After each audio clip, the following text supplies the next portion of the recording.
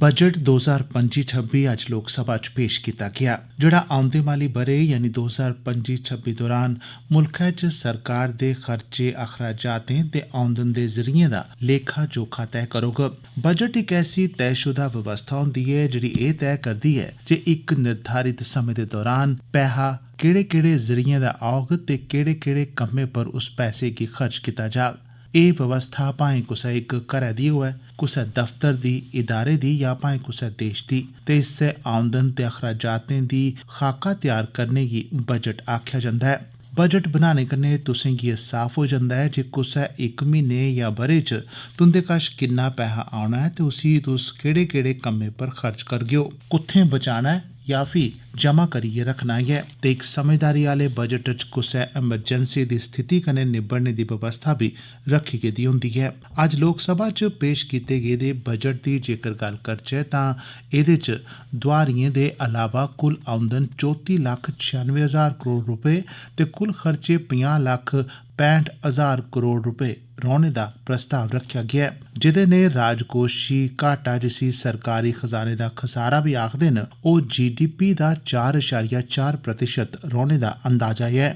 इस बजट गी सरकार ने विकास दा बजट गलांदे होई आखेआ ऐ जे एह् हर आदमी दी भलाई बेहतरी आह्ला बजट ऐ ते 2047 तगर भारत गी इक विकसित राष्ट्र बनाने लेई पेठा इक अगड़ी गैं ऐ।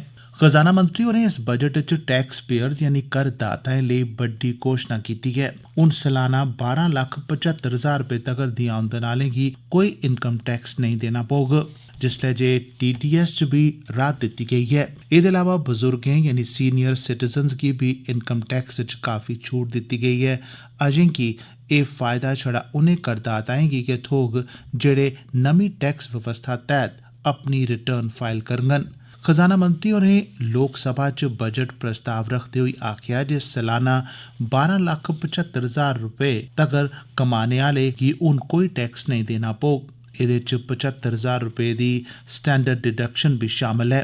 खजाना मंत्री हुंदे मुजब 18 लक्ख रपे तगर दी सलाना औंदन आह्लें गी 70,000 रपे दी बचत होग, जिसलै जे 25 लक्ख तगर दी औंदन आह्ले 1,10,000 रपे बचाई सकङन। एह्दे अलावा TDS दी सीमा बधाइयै 10 लक्ख रपे कर दित्ती गेई ऐ। इत्थें इक होर चीज दा ध्यान देना बड़ा जरूरी ऐ जे सलाना 12,75,000 रपे तगर दी इनकम टैक्स च छूट छड़ी उनें लोकें गी गै थ्होग जिंदी औंदन छड़ी सैलरी मतलब तनखाह ऐ। जेकर ओह् शेयर मार्केट या कुसै होर जरिए राहें कमाई करदे न तां उनेंगी एह्दा फायदा हासल नेईं होग ते उनेंगी इनकम टैक्स देना पौग। नमियें टैक्स दरें च भी बड्डा बदलाव कीता गेआ ऐ। 4 लक्ख रपे तगर दी औंदन पर कोई टैक्स नेईं, 4 कोला 8 लक्ख दी औंदन पर छड़ा 5%, 8 कोला 12 लक्ख तगर 10%, 12 कोला 16 लक्ख रपे तगर 15%, 16 कोला 20 लक्ख रपे दी औंदन पर 20% ते 20 कोला 24 लक्ख पर 25% ते 24 लक्ख कोला उप्पर 30% टैक्स देना पौग। इनकम टैक्स दे बाद हर कुसै दा ध्यान उनें चीजें पर जंदा ऐ जेह्ड़ियां सस्तियां या मैंह्गियां होङन, तां इंदे पर भी सरसरी जानकारी अपने सुनने आह्लें गी देना बनदी ऐ।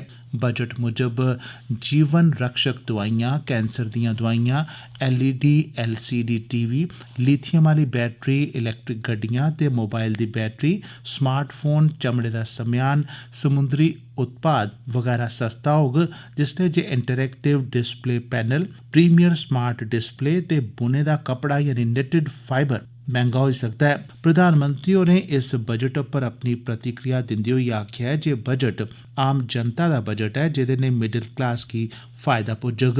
नौकरी पेशा लोकें गी इनकम टैक्स भरने दे झंझट थमां मुक्ति थ्होई गेई ऐ ते विकसित भारत दे लक्ष्य गी हासल करने च भी एह् बजट मता कारी दा साबत होग। देसै दी तरक्की लेई बजट गी तरक्की दे 4 इंजनें दी ताकत कन्नै अगड़े बधाने दी गल्ल आखी गेई ऐ, जेह्दे च पैह्ला इंजन राई बाई गी बनाया गेआ ऐ। राज्यें दी शमूलियत कन्नै सरकार प्रधानमंत्री धन धान्य कृषि योजना शुरू करोग, जेह्दे च मजूदा योजनाएं ते टकोह्दे उपाएं राहें घट्ट उत्पादन ते औसत कोला घट्ट दोआर आह्ले 100 जिलें गी शामल कीता जाग। इस कार्यक्रम राहें 1,70,00,000 करसानें दी मदद होग। एदे कन्नो कन्नी ग्रामीण ते किसान विकास लेई ग्रामीण समृद्धि ते लचीला निर्माण नां दा इक कार्यक्रम शुरू कीता जाग तां जे हुनर रास पूंजी ते टेक्नोलॉजी दी मदद कन्नै राई बाई दे क्षेत्र च रोजगार दे मौके बधन ते ग्रामीण अर्थव्यवस्था च नमीं जान भरी जाई सकै। एदे पैहले गेड़ च 100 विकासशील कृषि जिलें गी शामल कीता जाग। एदे अलावा दालीं दे क्षेत्र च आत्मनिर्भरता पर भी ध्यान दित्ता जाग, जेदे लेई सरकार 6 ब'रें दे दालीं दे क्षेत्र च आत्मनिर्भरता आह्ले मिशन दी शुरुआत करोग ते नाफेड ते NCCF जनेहियां एजेंसियां अगले 4 ब'रें दौरान करसानें कोला मां, मसर ते तूर दी दाल खरीदगन। फलें ते सब्जिएं दी सखल्ली बिक्री लेई इक विशेष कार्यक्रम शुरू कीता जाग। इस्सै चाल्ली मखाना बोर्ड, मता झाड़ देने आह्लिएं बनकिएं दे बीएं सरबंधी मिशन, मच्छी उद्योग गी बढ़ावा, कपाह उत्पादकता मिशन ते करसान दोआर कार्ड उप्पर 3 दी थाह्र हून 5 लक्ख रपे दा दोआर थ्होई सकोग। यानी राई बाई दे क्षेत्र च नमें सिरेआ जान भरने लेई सरकारै कमर कस्सी लैती दी ऐ। इस्सै चाल्ली विकास दे दुए इंजन दे रूपै च MSME गी शामल कीता गेआ ऐ, यानी दरम्याने, लौह्के ते भलेआं लौह्के उद्यम ते उद्योग। एदे च रास पूंजी ते कारोबार दी हद गी बधाइयै बिल तरतीब 2.5 ते 2 गुना कर दित्ता गेआ ऐ।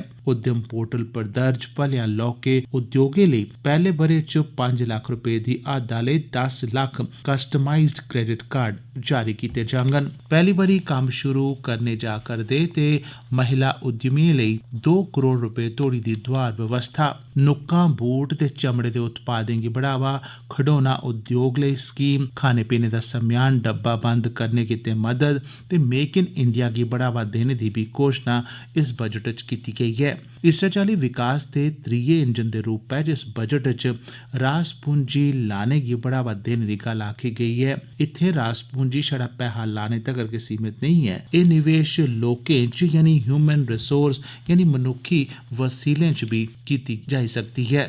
जियां जे सक्षम आंगनवाड़ी ते पोषण, अटल ड्रिंकिंग लैबार्ट्रियां, सरकारी स्कूल ते प्राइमरी हेल्थ सेंटर, भारती भाशा पुस्तक मेले, IIT च क्षमता विस्तार ते इस चाल्ली दे होर केई क्षेत्र शामल न। इस्सै चाल्ली अर्थव्यवस्था च निवेश लेई सोशल इंफ्रास्ट्रक्चर, सरकारी ते निजी भ्याली च 3 ब'रे दियां पाइपलाइन योजनाएं लेई मंत्रालय बनाए जाङन ते राज्यें गी बी एह्दे लेई प्रेरित कीता जाग। शहरी चुनौती कोष, समुद्री विकास कोष, उड़ान क्षेत्रीय संपर्क लेई कोष, पोत निर्माण लेई फंड, बिहार च ग्रीन फील्ड हवाई अड्डे ते इस चाल्ली दे होर केई उपाऽ शामल न जिंदे राएं निर्माण ते ढांचागत क्षेत्र च रास पूंजी लाने दे मौके पैदा कीते जाङन। एह्दे कन्नो कन्नी नवाचार गी बढ़ावा देने बक्खी भी विशेष व्यवस्थाएं दी पेशकश इस बजट च कीती गेई, जेह्ड़ा अनुसंधान, विकास ते नमियें काह्डें पर आधारित होऐ। Deep tank fund of funds, प्रधानमंत्री अनुसंधान फेलोशिप, फसल जर्म प्लाज्म लेई gene bank, Gyan Bharatam mission, national geospatial mission वगैरह शामल न। इस्सै चाल्ली विकास दा अगला इंजन एक्सपोर्ट गी मन्नेआ गेआ ऐ। इनें सभनें गी ध्यानै च रखदे होई देश गी तरक्की दी बत्ता पर अगड़े लेई जाने दी जेह्ड़ी कोश्ट कीती गेदी ऐ, उम्मेद ऐ जे अपना असर जरूर दस्सोग। कुल लाई पाइयै एह् गल्ल आखी जाई सकदी ऐ कि बजट दा मुंडला ते प्रमुख मकसद 2047 तगर भारत गी इक विकसित मुल्क बनाने गित्ते बत्त पद्धरी करना ऐ, तां जे इस्सै पर अगड़े बधदे होई मित्थे गेदे लक्ष्य गी हासल कीता जाई सकै। बड़ियां व्यापक चीजां इस बजट च शामल कीतियां गेदियां न, पर जिस चाल्ली इनें 4 थंबें दी अहमियत समझदे होई विकास इंजन दे रूपै च इंदे बक्खी ध्यान दित्ता गेआ ऐ, मेद इयै कीती जानी लोड़चदी ऐ जे राष्ट्र दे निर्माण च एह् कोश्ट मती कारी दी साबत होग। समीक्षा समाप्त होई।